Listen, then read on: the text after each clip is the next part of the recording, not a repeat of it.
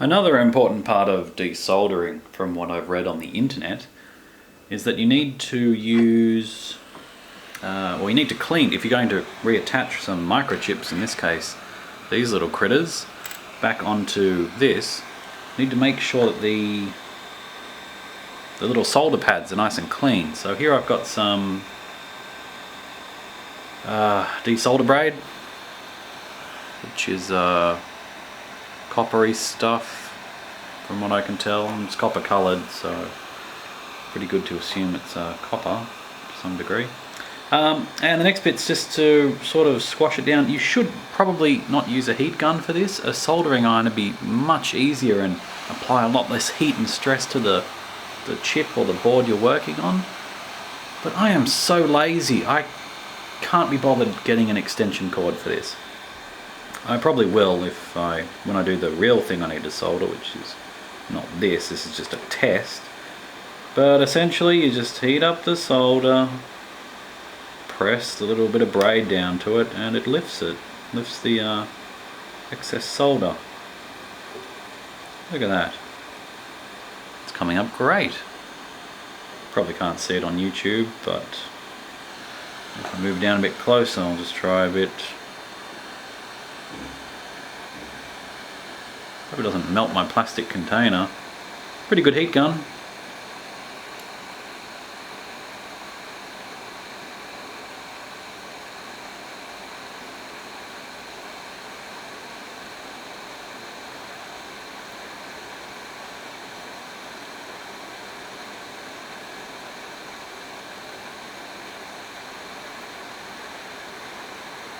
Wow, it's actually working. There you go.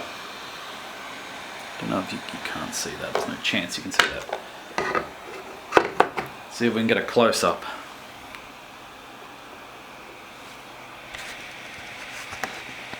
Where's the release on this camera stand?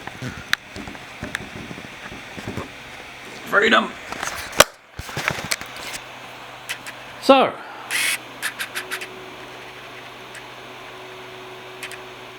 is that the bit I was just looking at? Need to put on manual focus. Oh, technology.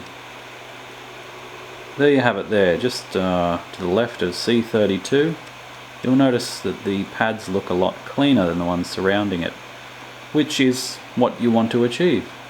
If you have a look at my other side where I was working, you can see the difference. I started in the middle on that one. So you've got the pads nice and clean in the middle, and toward the outside it's they're a bit dirty. I mean, compared to the other side, look at that.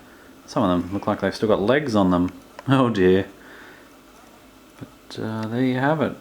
That's the idea of what you're meant to do to clean the board before you put a new chip on. Of course you need to add solder and flux or whatever you do, but I'm not up to that yet. I'm still learning the ropes, and I hope this helps someone out there too. Enjoy! RetroJunkie.net for more.